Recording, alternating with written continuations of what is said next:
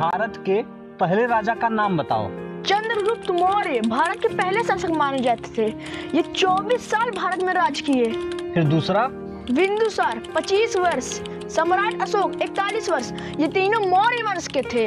इसे एक शासन माना जाता है। फिर दूसरा शासन कौन सा था? पुष्यमित्र 112 वर्ष। अगला कौन सा था? कण्व वंश 45 वर्ष। उसके आगे किसने राज किया? सातवाहन वंश 300 वर्ष राज किया।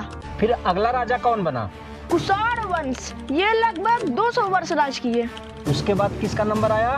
फिर आया गुप्त वंश, जो 230 सालों तक राज किया, जिसमें चंद्रगुप्त प्रथम, समुद्रगुप्त, चंद्रगुप्त द्वितीय है।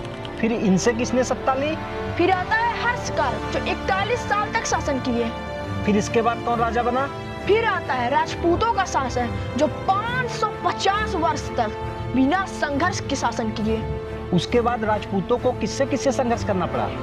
गुलाम वंश, खिलजी, तुगलक, सैयद लोदी 320 साल तक शासन किए। लेकिन पूरे भारत में नहीं, राजपूतों का भी शासन चलता रहा। फिर आगे मुगल साम्राज्य 330 साल तक, उसमें बाबर 4 साल, अकबर 49 साल, औरंगजेब भी 49 साल।